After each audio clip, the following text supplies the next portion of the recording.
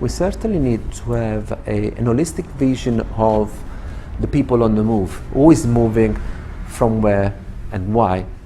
We also need to be aware that obviously definitions are important, because policy work by defining people, defining their status and entitlements, and so it's important also to pay attention to that. One thing which is often people forget, though, that categories like legal or illegal or undocumented, because if we don't want to use the term illegal, that is strongly criticized, are very much constructed from the state perspective. No? So, for example, I've done work with undocumented migrants in Britain for a number of years, and what is interesting is that they took a number of years to reach Britain, but large chunks of these journeys were perfectly legal. They were moving between countries with visas, without need of visa. They stayed for a long time in a specific country working, and then they try. So it's very not straightforward to identify someone and undocumented migrants.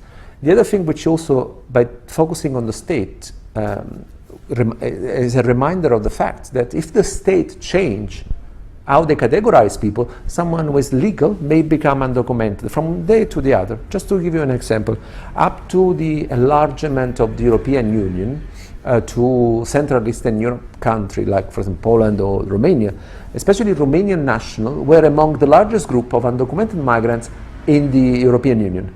Then with the enlargement, from one day to another, they became European citizens.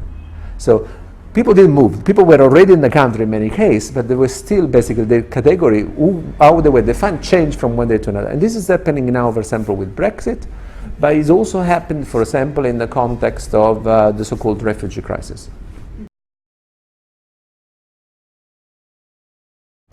When in 2013 there was the tragedy in Lampedusa, where over 300 people died just off the shore of the island in the middle of the Mediterranean, the Italian island, there was a strong response from European and Italian civil society. There were specific sorts of circumstances as well. This was a time in which there was a new pope that was much more pro-migrant in Italy. There was a government which was unelected, so what they were technocrats. Somehow linked to Christian ethos.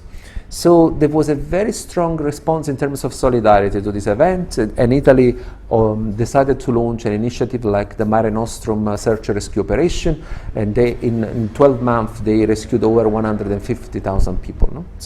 So when there was this tragedy, and this was the beginning of what then became called as the refugee crisis, then obviously in 2015 we have the death of Alan Kurdi on the shore in Turkey, which then triggered the German Chancellor Angela Merkel to welcome all the Syrian refugees and to open what is called the Balkan route, etc. And in 1 month alone, in October 2015, we have I think over 200,000 people crossed reached from Turkey into Greece. So there was at that time a very strong response from European civil society. The NGOs became very active. New humanitarian actors started to do search and rescue operations, supporting in collaboration with the Italian authority, etc. What we saw as well was the growth in parallel, in a sense, of anti-immigration political movement in a number of European countries. Even in a country like Italy, that in 2013 there was a very wide support for rescue operations vis-à-vis the people in the sea. Gradually, in the next 3-4 years, this changed radically. So what we saw here is that especially European authorities, that the European Commission start to worry about this shift, this emergence of the right-wing party, anti-European party, because quite soon a blame game started, which was basically accusing the European Commission not to do enough to stop the arrival, etc., or there was not enough solidarity between member states. And what happened was that the humanitarian discourse was gradually co-opted by the European member states, and this process was also done by gradually expelling or evicting the humanitarian actors from the theater of operation. So by this I mean, like, for example, it became more and more difficult for a search and rescue boat run by NGOs to work in the sea. We've seen a number of trials against a number of them. We saw the criminalization of Spanish firefighter, no, they were not firefighter, life support organization in Lesbos that they came and they got end up on trial. And so what happened at the time was it became more difficult for NGOs and civil society to participate. And gradually what happened is that the member states gained control of the narrative. And this process basically led as well to toughening up of the approach to search and rescue operation and the closure of the sea border in many ways.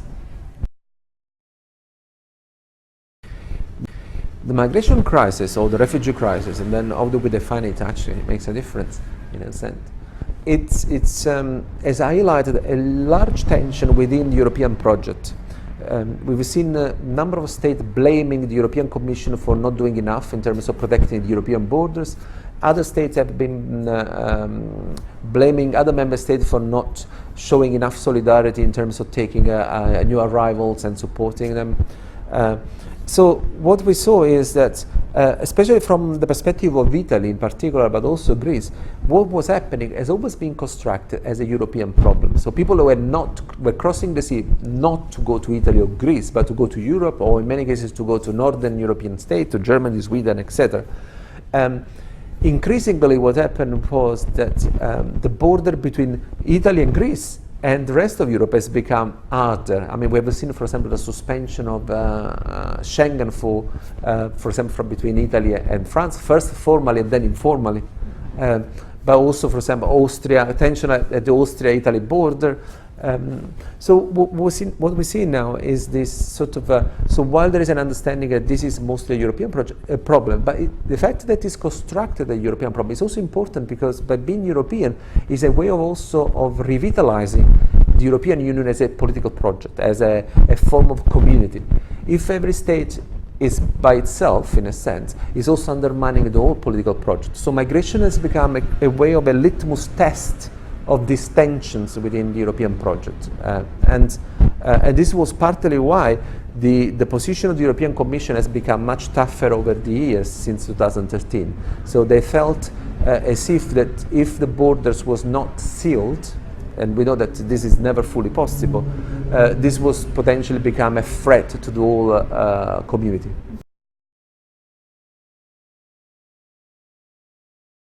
So cities have been playing an important role, especially when states start to become less involved or less happy to save people at sea.